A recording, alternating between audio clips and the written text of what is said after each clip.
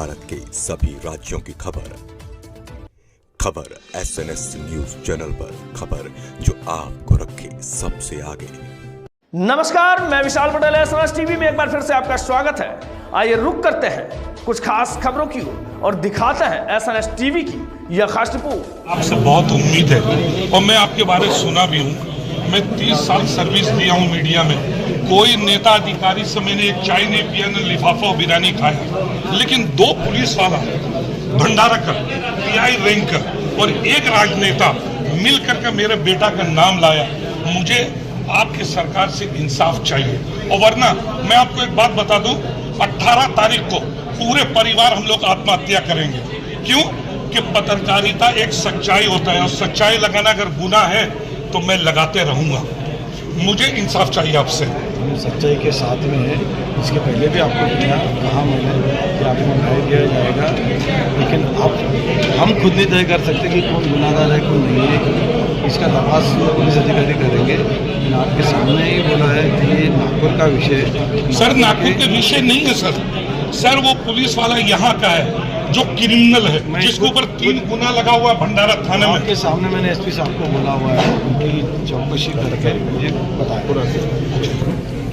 मैं कुछ राजनेताओं के खिलाफ में बहुत बड़े न्यूज चलाया हूँ 20-25 दिन में, और यहाँ तक कि एक पुलिस डिपार्टमेंट में है, PSI है, उन्होंने एक लेडीज को मारपीट करके घर कब्जा कर रहा था, वो न्यूज भी नहीं चलाया। भंडारा थाने में उसके नाम पर 3 FIR दर्ज है, लेकिन उसके न्यूज चलाने के बाद एक राजनेता है जो मेरे खिलाफ में षड्यंत्र करके मेरे बेटा का नाम लाया गया नागपुर में, और मेरे बेटा उस आरोपी से ना लाइफ में मिला है, ना कॉल डिटेल में बात किया है। 29 तारीख को पुलिस का लड़का ड्रग्स में पकड़ाता है, और 29 में मेरे बेटा के नाम पर FIR कैसे होता है? वेरीफाई क्यों नहीं होता है? देखो, आपको अंग्रेज का ज़माना याद नहीं होगा आपको, लेकिन मैं आपको याद दिलाऊंगा कि उनकी व्यवस्था के विरोध में जो भी लड़ता था उनके ऊपर झूठे केसेस डालकर उनके ऊपर उस समय में कार्रवाई की जाती थी। आज हमारे देश में और राज्य में जो सरकारें हैं, वो सरकारों का वही काम है कि जो इनके पापों को खोलेगा, उनके विरोध में उनकी सच्चाई सामने लाने का काम करेगा और असलियत लोगों को दिखाएगा। उसके ऊपर झूठी कार्रवाई करना इनका काम है।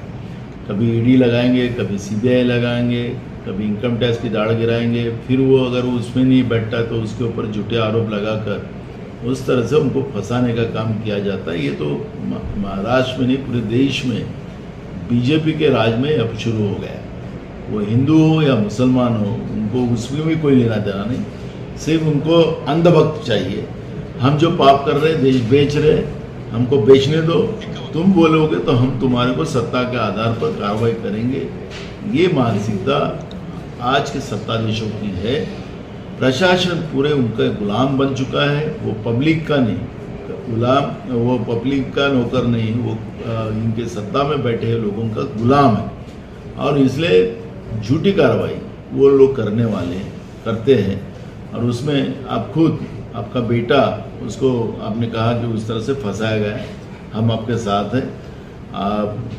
हम न्यायिक लड़ाई लड़ेंगे और उसमें बिल्कुल आपको न्याय दिलाएंगे। मैं पूरी जिम्मेदारी के साथ कहता हूं सारा पत्रकार के सामने, मुझे आप पर पूरा भरोसा है, लेकिन इस केस में 2 पत्रकार शामिल है, 2 पुलिस शामिल है, और पूरे ये षड्यंत्र में, और जाफरी को किस तरह बदनाम किया जाए, किस तरह उसको कमजोर किया जाए, लेकिन वो लोग हमें नहीं कर सकते हैं।